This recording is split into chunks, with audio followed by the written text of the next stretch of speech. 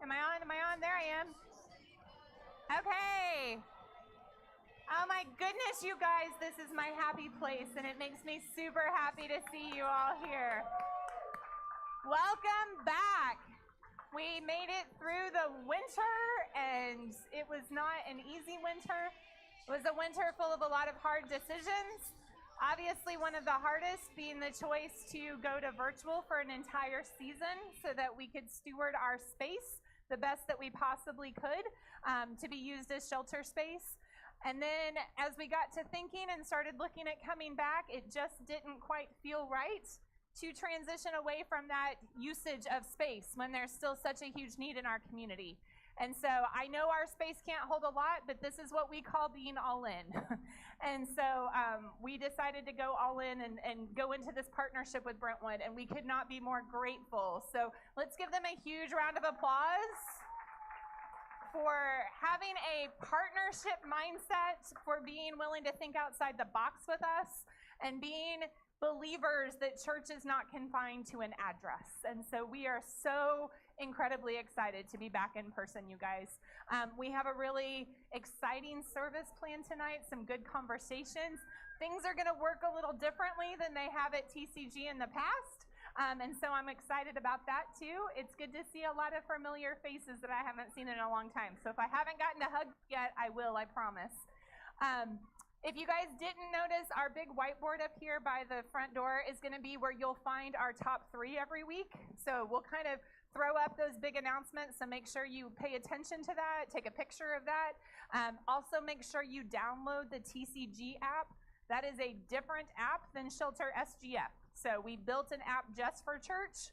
We'll update the top 3 there every week. We'll send you announcements. You can find old services, all the things. So make sure you've got that on your phone too. So I'm going to turn it over to the amazing Holly and Alyssa, who are going to kick us off in worship in person.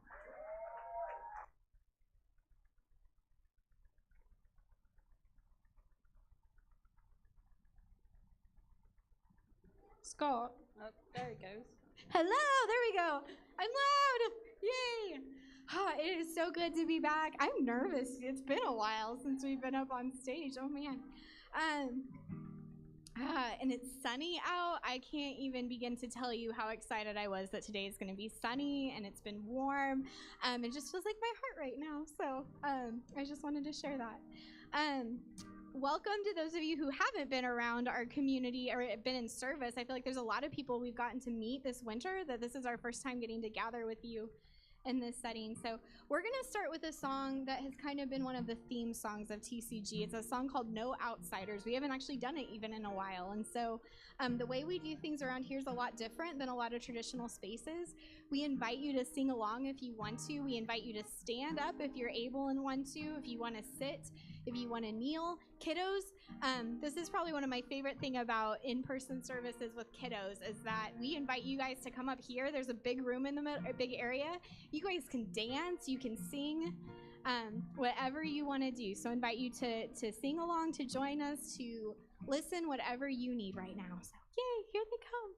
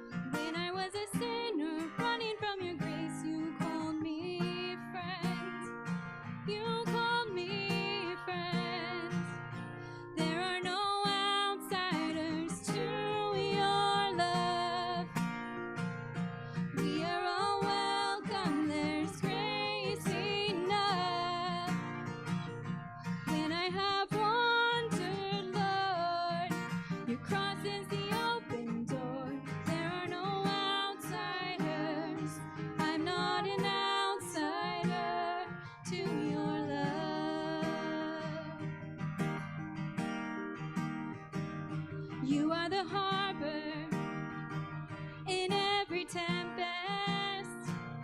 When my soul was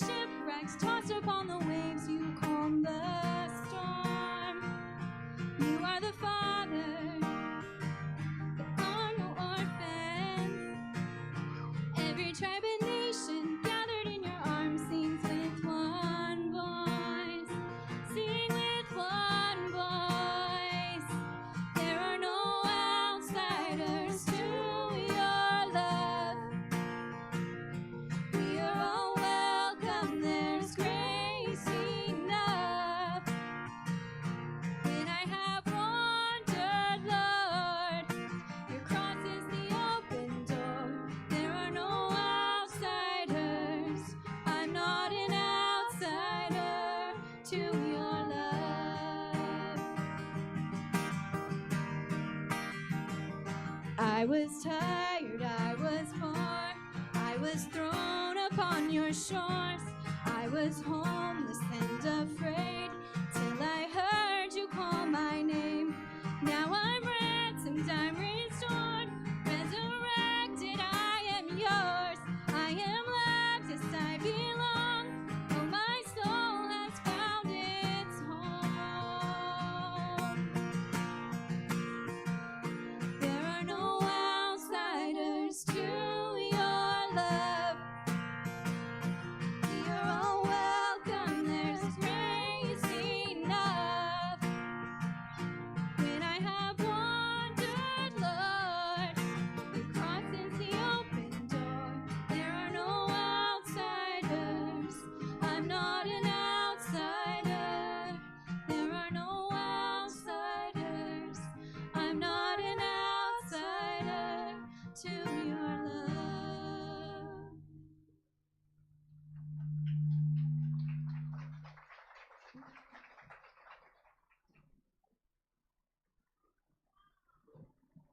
Hello, everyone. Cool. Awesome. I'm going to read a liturgy for y'all today. This liturgy is called Liturgy for Those Deconstructing Their Faith. As you untangle the knotted history of your path, and since the once solid foundation shifting beneath your feet, take courage. For your beliefs may not be dying but awakening. Your faith may not be waning but strengthening. You have reached the point of growth where pruning is required, where uprooting is needed, where sifting through rocks and weeds is essential to cultivating rich, fertile soil for your soul. Do not be afraid, for many have traveled this road before you, and you have returned with a deeper understanding of what they know, and a profound peace about what they do not. Now is a time to be teachable, to be circumspect without being cynical, to learn and unlearn, to be soft, to listen, to unravel the threads of what you were taught and preserve the strands of truth, weaving together a tapestry of wisdom. Though it pains you to no end, now is the time to grow out of childhood, to crave the meatiness of truth rather than drinking what is easy to digest. Now is the time to leave behind those who are always right, who trust in their minds above anyone else's, who leave no room for wonder and discovery. Now is the time to have hope, for the truth will be found by those who seek it. Now is the time to probe the depths of wisdom, to explore what is gray with a sharp, clear eye, to courageously investigate what you do not yet understand, for a faith that asks questions is alive.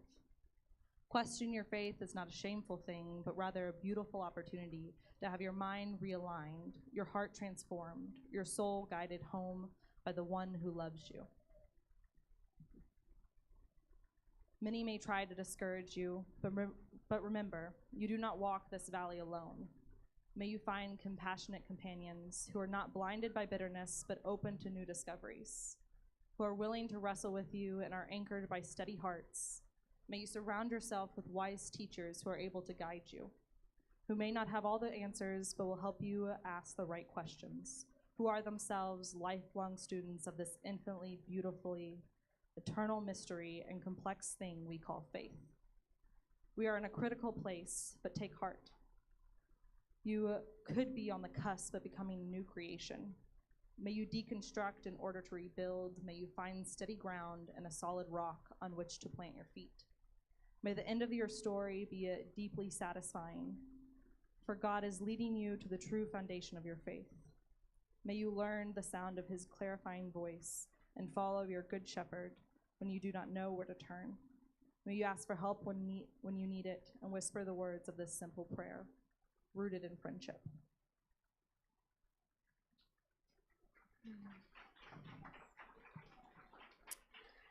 I want to invite you guys to take a second, and if you're able to, I know we've got lots of individuals who have small kiddos around, or I recognize that sometimes there's trauma in our life and that does not feel safe to do, but if you feel safe, I invite you to close your eyes.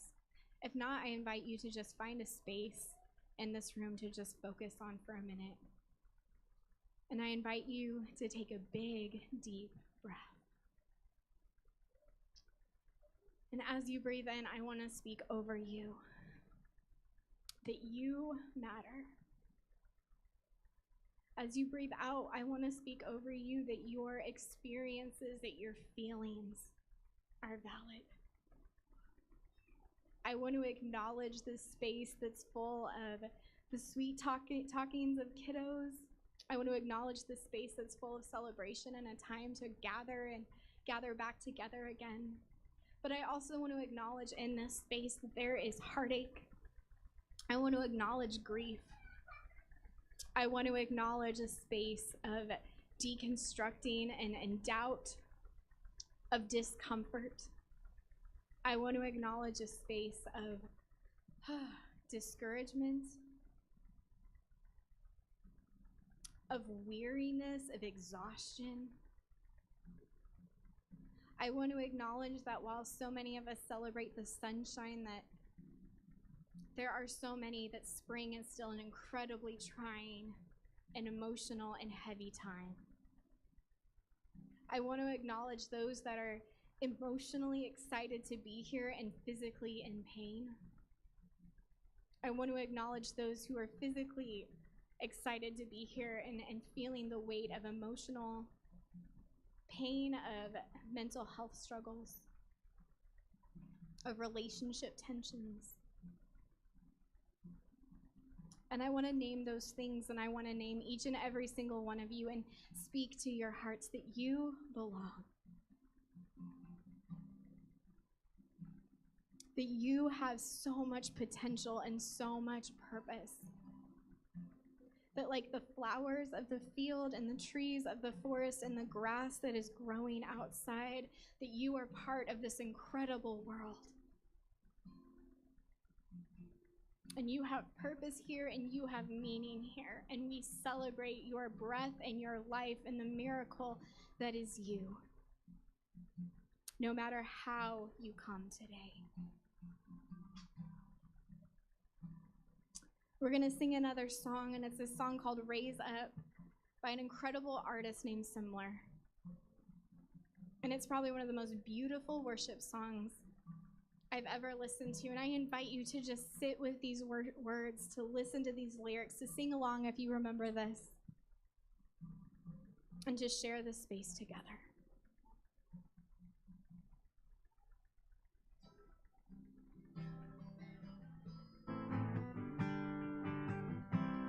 Bring me the weak and weary. Bring me the strange and cold. I come for hope and healing, that you won't feel alone.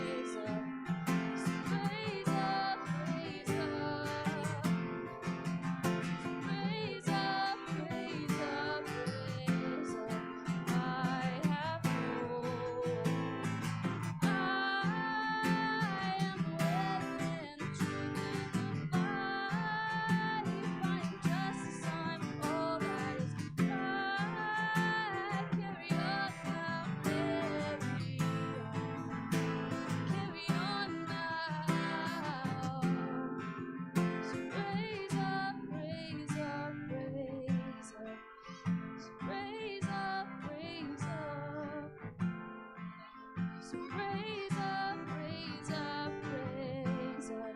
I have I am the way and the truth and the life. I am justice, I am all that is right. Carry on now, carry on now. I am the way and the truth and the life.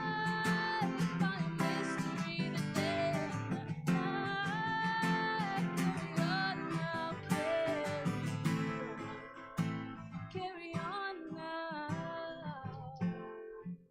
So raise up, raise up, raise up. So raise up, raise up. So raise up, raise up, raise up. So raise up, raise up. Thanks. I'm just going to say a quick prayer before Christy comes up here. Dear God, thank you so much for all of the beautiful souls in this room, and thank you for weather outside. Kind of just worked out really well today, and it's all because of you. So thank you for allowing us to be here and share this space in this new building. And I pray that just everybody can be and exist together tonight. Amen. Myself on. There we are. Hi, guys. Let me tell you how much I have missed the chaos of our worship and seeing kids dance and laugh and all of the things. There's just something really beautiful to me about that, because I think sometimes way too many spaces, when we separate out kids from those spaces, we miss a blessing in just remembering what it's like to be joyful and like have this unabandonedness to us. And so I don't know about you, but I appreciated that tonight. So for those of you that are joining us maybe for the first time, if you've not been joining us online this season, every year at TCG we pick a theme, and we kind of unpackage that theme all year long in our worship service. So this year our theme is the red letters of Jesus. And so all this year, we're going to be looking at red letters and what do they mean, and what does it mean for us to really try to live into those and apply them to our life, and how do we wrestle with them, and what does that do to our faith and to our leadership and to just our day-to-day interactions and our relationships when we really genuinely try to understand what Jesus was saying when he was teaching and he was encouraging people on ways to live their life. So we've been covering a lot of the parables in our virtual season. We're going to kind of deviate from that for a little while. We're going to talk tonight about a scene that is set in Scripture. It shows up in a couple of different Gospels, but it is a scene that is oftentimes talked about right before Easter. We're a couple of weeks away from Easter, so we're going to look at the Last Supper tonight. And we're specifically going to look at it where it's found in Luke chapter 22. And so I want to start with this. We're going to start at verse 15, okay? Jesus says this at the beginning. He says, I have been very eager to eat this Passover meal with you before my suffering begins. Can we just take a second and just note the eagerness of Jesus to gather with friends? Like the longing of Jesus's heart to be in community, to know how important it was to be in relationship. He says, I have been eager to eat this meal with you. Anybody besides me been eager for this meal tonight? Like, I have been eager to be around tables and eat tacos and laugh and see kids run around and listen to, all of us catching up and giving hugs and seeing each other. I have been eager for this day since the end of November when we made the decision to go virtual. I have counted down the days for this day, and there has been an eagerness in my heart and in my spirit because I have missed you. I have missed community. I have missed connection. And yes, we can grow in faith, and yes, we can do those things in the virtual ways that we were doing it. But there is something about this space. There is something about coming together in this way. And I relate to that when Jesus says, I am eager to gather with you. And I think that capturing that, understanding that in the shadow of Jesus' coming suffering, he knew that the way that he had challenged the power and the privilege of his day, he knew the boats that he had rocked and the conversations that he had challenged, he knew that that was going to cost him his life, that he would be murdered at the hands of those that were in power. And as he was awaiting that suffering, his longing, his heart, his desire was to draw comfort in community, to be around friends, to be with people, to be in fellowship, to be surrounded by love. We've said this so many times here at TCG. We are wired for connection. We were designed by a holy God to not do life alone. We were designed to connect in relationship and friendship and accountability and community. We were designed to come together and to work together. Jesus models that for us throughout his entire existence. He models it for us in his divinity, that he was part of relationship, right? With God, with the Holy Spirit, with Jesus, there's relationship even amongst themselves.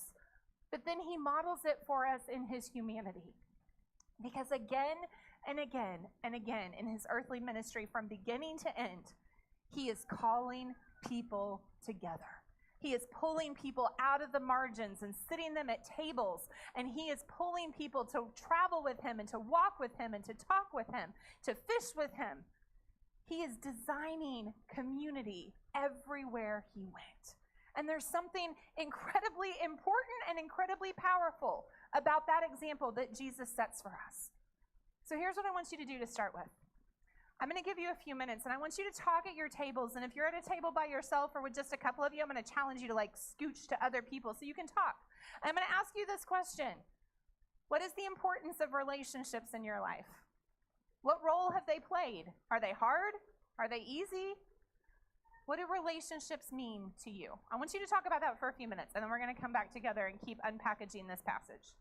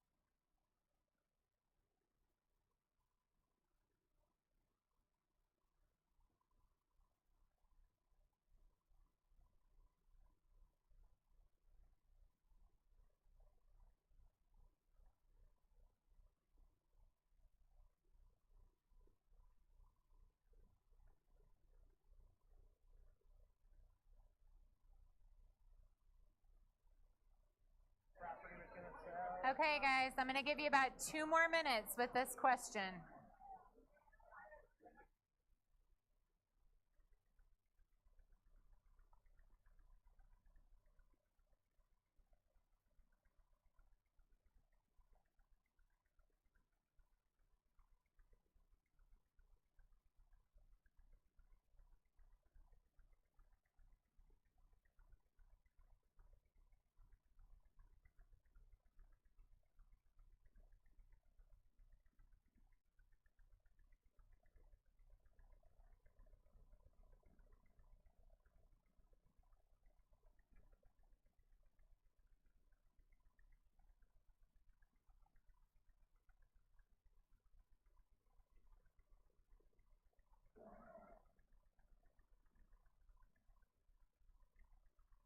Okay. So here's one of the things that I love about relationships. One of the things that I appreciate about community, and I think one of the things that my heart has truly missed in a season where we didn't get the privilege of gathering, is this ability to feel seen and heard and known. Anybody besides me crave that in the depths of your spirit? That like you want to be acknowledged, you want to be seen, you want to be validated, you want to be heard, you want to connect with someone who shares similar feelings and experiences and is going through similar stuff, because again, we were not designed to do life alone, right? We were designed for connection and for community. So I've asked Holly and Alyssa, they're going to do a song for us that we have done a couple of times during our virtual season. It is a Broadway song that I love deeply, and I think it is also a really beautiful worship song that reminds us that in the context of community, in the context of relationships and friendship, we will discover connection and we will be found. And so I just want you to take a few minutes and just listen to these lyrics. And I want you to kind of think of them in terms of Jesus's eagerness to gather with people and to find connection around that table.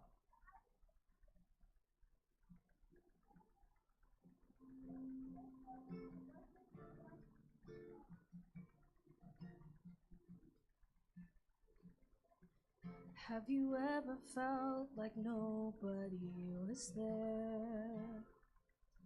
Have you ever felt forgotten in the middle of nowhere? Have you ever felt like you could disappear? Like you could fall and no one would hear?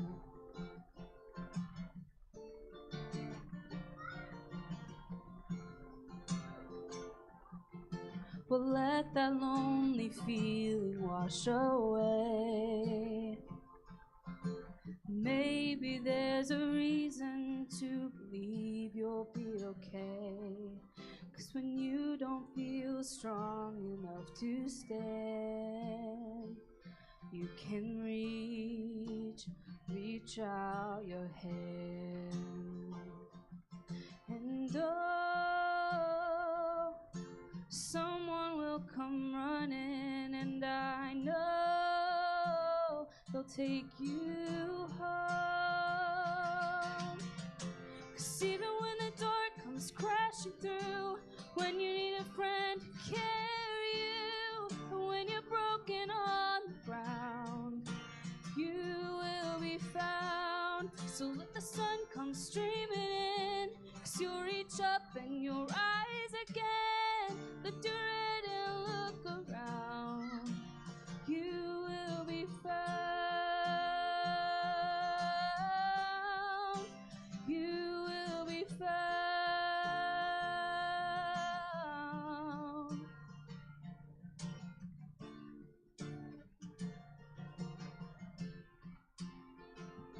There's a place where we don't have to feel unknown. And every time you call out, you're a little less alone.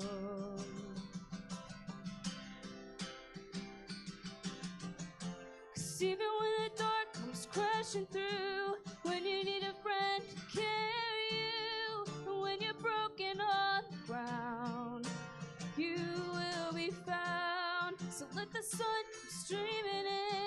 you'll reach up and you'll rise again. Lift your head and look around.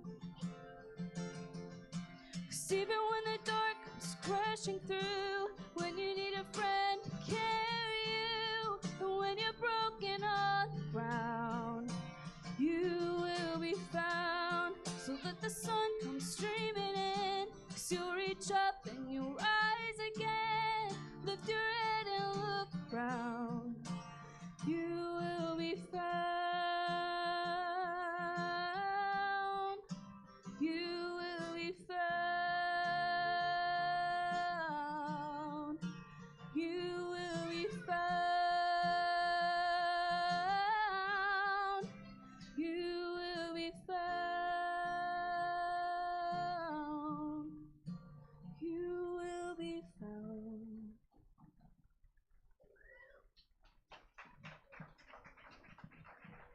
So, I think for me, one of the reasons I felt like that song fits so much with this story from Jesus' life is because when it talks about even when the darkness is coming around, right? Jesus was walking into one of the darkest periods of his humanity, and what he wanted was to be with people. And so they gather around this table, and Jesus gives them some instructions on how to find the room and how to set up the table, right? But when they get up there and they gather into this space and they all gather around the table, Jesus with his disciples, verse 17 says this, "Then he took a cup of wine and he gave thanks to God for it. And then he said, 'Take this and share it among yourselves, for I will not drink wine again until the day the kingdom has come.' Then he took some of the bread and he gave thanks to God for it, and he broke it into pieces and he gave it to the disciples, saying, 'This is my body, which is given for you. Do this to remember me.'" So in a lot of Christian practices, in a lot of disciples of Christ churches like we belong to, every single week there is a practice of Holy Communion. And it is a beautiful remembrance of what Jesus did as an expression of love. We do things a little bit differently. We did communion tonight with tacos and cookies and fruit. Because here's what I think, and here's how we practice communion at TCG. I believe when Jesus said this, and he said, "Do this in remembrance of me," this wasn't just the act of the bread and the wine. I believe that in the core of my spirit. I think that it was also this around tables, this around gathering, this around eating meals together and doing relationship together and having friendship with one another and coming together in the context of community. So for us, when we say do this in remembrance of me, whether it is tacos or spaghetti or ham or burgers on the grill or pizza or whatever that looks like, right? Do this means do community, do relationships, do hard conversations that push us to be better, do comforting one another, do carrying one another's burdens. It means doing things that hold us accountable to say, I had a bad day and I messed up and I need to be honest about that, and I need someone to know that they still love me even if I made a mistake. Do celebrating one another together. Do celebrating life together. When was the last time that you had people that cheered you on because of something that was going on in your life? Do that together. Do grieving together. Do laughing together. Do crying together. Do hugs, even if they make you uncomfortable from time to time. Do life together. Do coming around tables and prioritizing people together. That's what I think Jesus meant when he drew his people in and he said, I am longing to be with you one last time. And around that table when he says, this is how I want you to remember me, I think it was so much more than our holy Lunchables. And you guys know what I'm talking about if you've seen those little plastic cups with the little wafer on top. I think it is so much more than just the act of repetitive partaking of things. It is all of the things that we are called to do to remember a Savior who loved so hard and so much out loud, who challenged the status quo so much that it cost him his life. And so here's my question for you guys to talk about for a few minutes. How does that view of communion, to do this to remember me, how does that challenge what you viewed communion as before? How does it challenge how you've practiced communion before? How does it challenge what you know about faith, what you know about Jesus? Talk about that for a few minutes, then we're going to come back together again.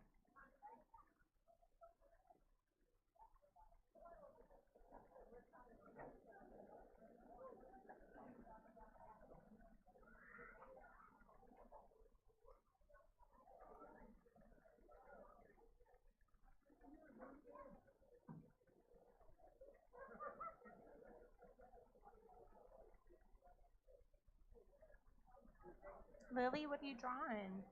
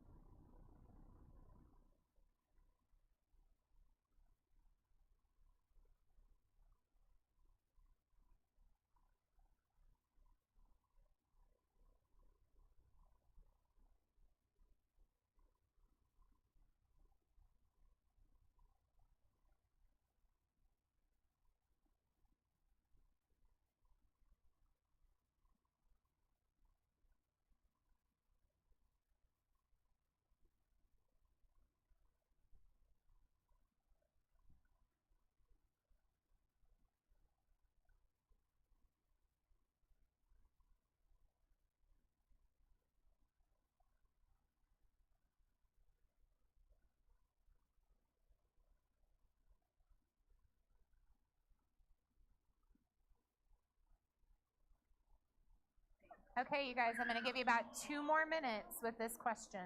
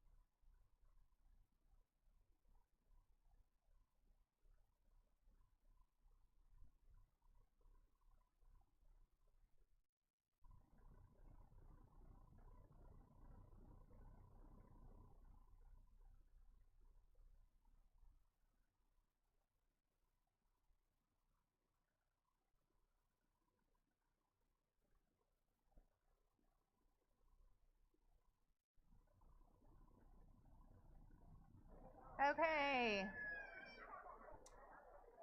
All right, I'm going to pull you guys back in. So, here is my question for you. If we are trying to figure out what Jesus meant completely by this, right? That's one big chunk. But I think that this is like a power-packed statement of Jesus when he says, do this to remember me. And sometimes, can I just like say this and can we wrestle with this for a minute? Sometimes I think that the church, that religion, sometimes forgets who Jesus really was. Anybody agree with that? Like, does that hit you in a way that it hits me? That Jesus, sometimes the church forgets who Jesus really was, what Jesus' message was really about, and how radical it really was. She just threw you under the bus there, Delana. So here's what I mean when I say that, and here's kind of where I've been wrestling a little bit.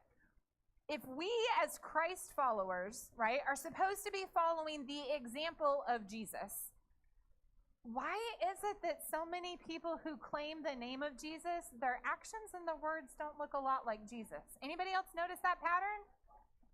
And I'm struggling with that pattern. Because when I struggle with it, what I see is that we've kind of tried to like replace Jesus in a lot of sense. And we've relegated him to kind of being a mascot.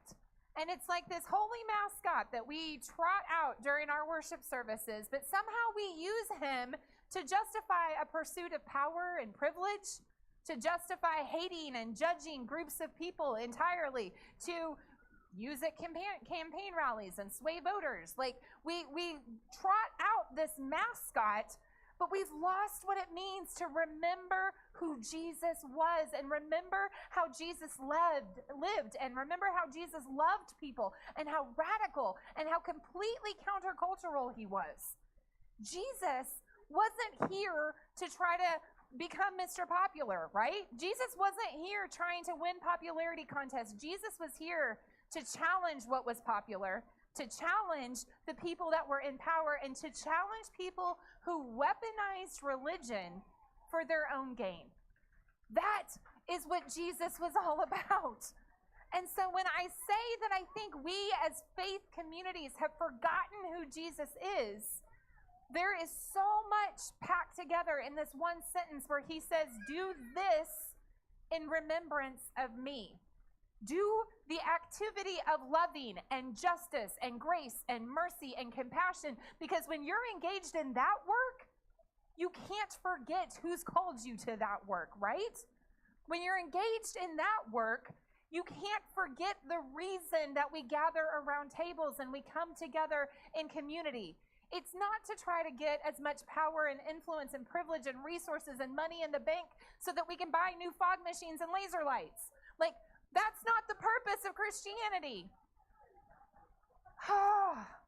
I was going to say something else, but I'm going to be good and I'm not going to say it.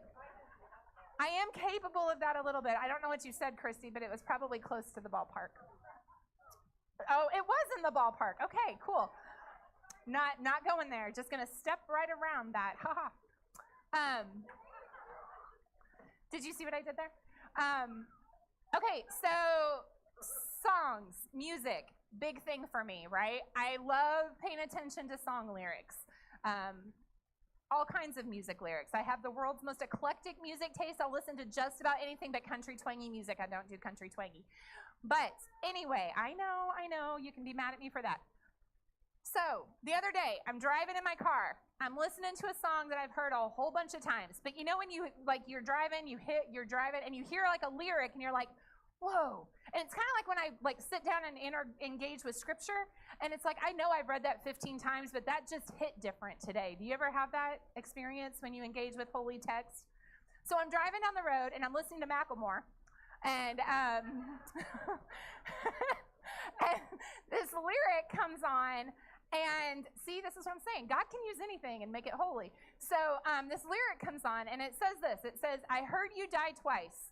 Once when they bury you in the grave, and the second time is the last time when someone mentions your name. And I was thinking about this message. And I was thinking about do this in remembrance of me. And I was thinking about my struggles with the church and what that looks like and how we keep forgetting what it looks like to follow Jesus.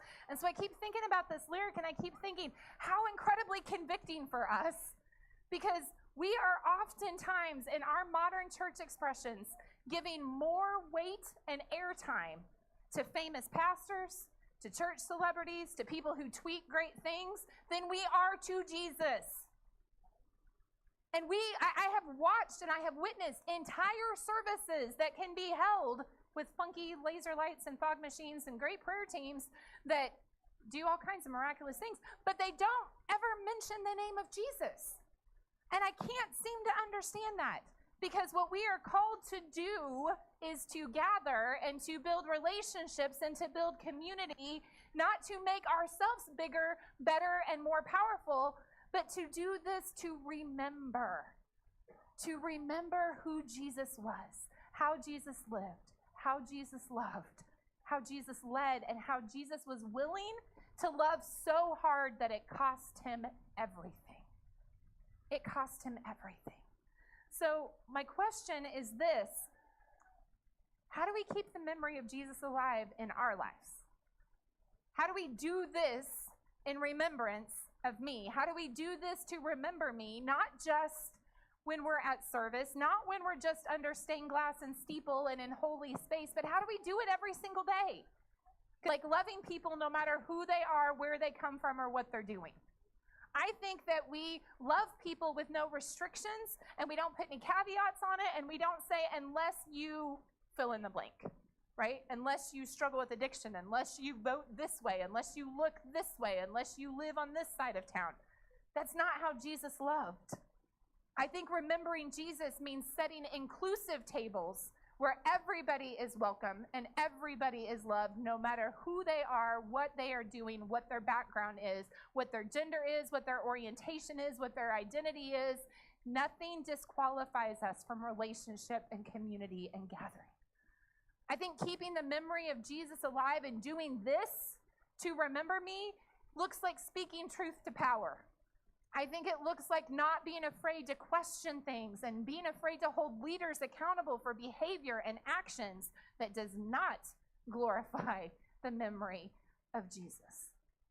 I think that loving and remembering Jesus looks like building relationships and prioritizing people over everything. We have lost that in our society. Can we acknowledge that? We spend so much more time, oftentimes, connecting over a screen, and we've been living in that space with virtual service. We have lost this priority of just saying, let's go grab a cup of coffee, let's go grab a burger, let's go to the park, let's just spend some time together, because we were what? Designed to connect in relationship. I think that keeping the memory of Jesus alive looks like caring for people in need. I think it looks like showing compassion and showing up where there is a need. I think it looks like not waiting for the need to come to you, but going to the need. I also think it looks like letting the need come to you and not requiring anything religious in order to meet the need, but just loving in that space. I think that keeping the memory of Jesus alive looks a lot like sharing our resources, our time, our money, our buildings. I think it looks a lot like leaving our comfort zone. Anybody outside of your comfort zone a little bit tonight, having to have conversations with people around a table? Get used to it. I think that remembering Jesus looks a lot like loving out loud. And I think that looks different every day because it requires us to be sensitive to recognizing the movement of God around us in the world. And let me tell you something. If you are paying attention to the movement of God, it often looks like, sounds like, and is found in places that most people who claim to be doing church aren't going to show up. So pay attention, be willing, and be willing to exchange religion for relationship, because that's what the heart of the gospel is genuinely all about.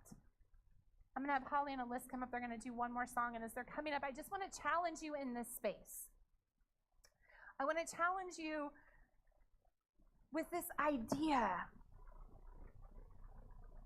of what does it look like for us to sacrifice religion, for us to lay down these perfect boxes that we have shoved Jesus into, and to be willing to take the boxes apart and deconstruct them a little bit and realize that Jesus is so much bigger and messier and so much more honest and real and so much more radical than what we often ever give him permission to be in our churches, in our homes, in our lives.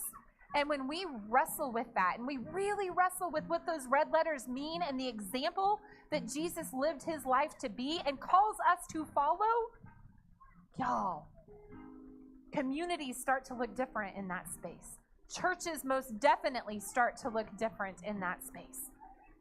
Cities radically change. Leadership starts to change. Schools start to change when we wrestle with what those things mean and we truly have the courage to follow red letters. So I want you to listen to the words of the song. I want you to use it as a prayer in your heart. This is one of our favorites here at TCG, and it is this idea that the gospel is incredibly simple, and it was not designed to be religious. It was an invitation to relationship. So I want you just to meditate on these words for a minute, and then I'm going to give you one more question to process around your tables.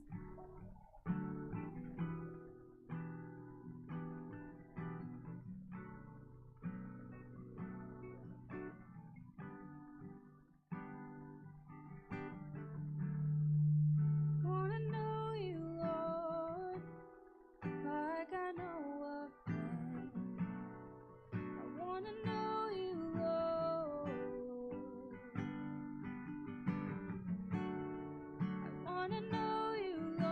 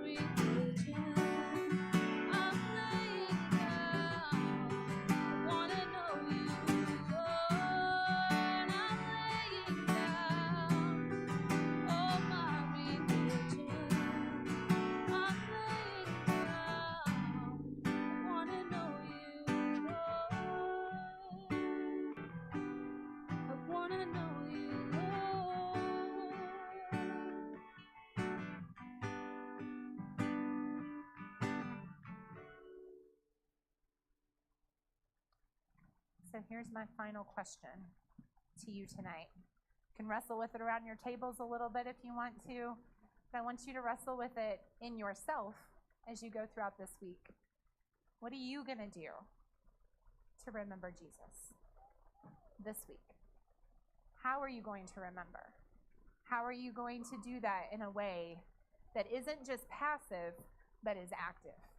How do we put what it looks like to follow Jesus into words and actions and verbs in our life? So I want you to talk about that for a few minutes. Wrestle with it. Is it easy? Is it hard? Does it step on your toes? How does that hit you? And then I'm going to challenge you to find ways to see God and to be brave enough to join it. We'll see you guys back next week. This was really good. I've missed you all. Love you. Love you, love you, love you.